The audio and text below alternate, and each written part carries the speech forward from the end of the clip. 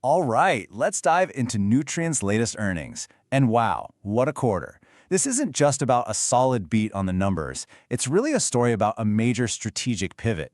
The market definitely noticed, and we're going to break down exactly what happened and why it matters so much. So here's what we've got on tap. We'll start with a headline reaction from the market. Then we'll get into the nitty-gritty of the results, a really solid beat. After that, we'll look at the fundamentals and this big portfolio sharpening they announced. Then we'll check out their forward guidance, and finally, we'll give you our take, the next call. Okay, Section 1, the Q3 headline. So the big story here, the market's reaction. It was overwhelmingly positive. You can see why. They didn't just deliver strong results, they also made a really key strategic shift. And yeah, the proof is in the pudding, right? The stock popped over 1.5% by the close. That's a pretty clear signal from the street. They're not just liking the numbers from the quarter, they're buying into the new game plan for the future. Okay, moving on to Section 2, the results, which were a solid beat. So what exactly did they report that got Wall Street so bullish? Well, let's just say it was a beat, and a pretty clean one at that, across the board. First up, earnings per share. They posted an adjusted EPS of 97 cents. Now you might look at that and think, hey, consensus was 95 cents, that's barely a beat. But you got to remember, in this kind of market, any beat is a good beat. It shows they're executing really well, and it sets a positive tone right from the jump. But check this out. The top line, the revenue number, was where they really shined. Over $6 billion. The street was looking for $5.77 billion, so they didn't just edge it out, they blew past it. This tells you that the earnings beat wasn't some kind of financial engineering. It was fueled by real, solid sales. Okay, so this table kind of pulls it all together. You've got the EPS beat, you've got the revenue beat, but look at that adjusted EBITDA line. Up 42% year over year. That is huge. What that tells us is they have some serious operating leverage. For every new dollar of revenue, a much bigger chunk is falling straight to the bottom line. And that right there is what gets investors really fired up. All right, Section 3. Let's talk about the fundamentals and this portfolio sharpening move. So, where did all this strength come from? Well, it's really two things happening at once. Their core business is firing on all cylinders, and at the same time, management is making some really smart moves to trim the fat. And you can see that core strength right here. I mean, look at these numbers. Potash sales, up 27%.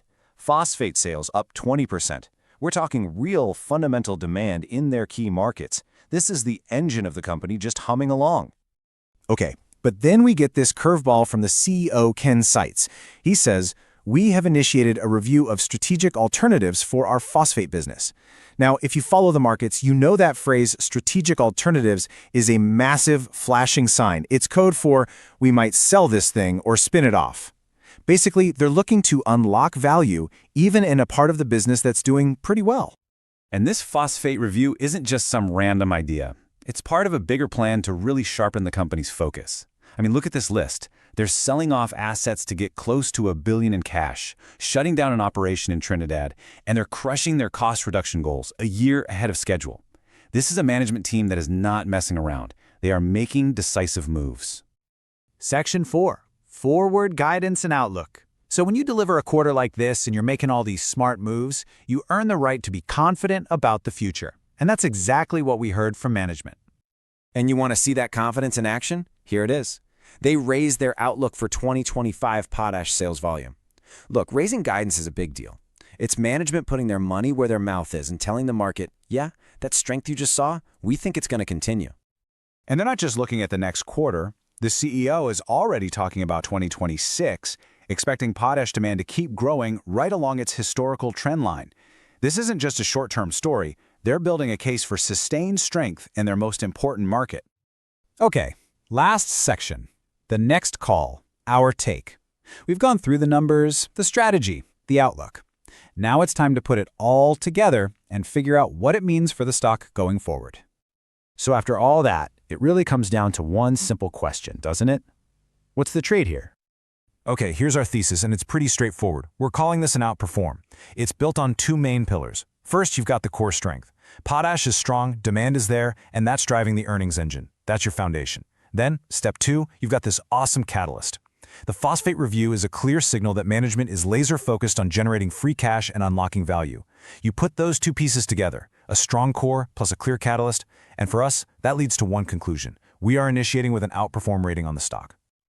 All right, and we have to say it, of course. This is not financial advice, just our analysis for your information.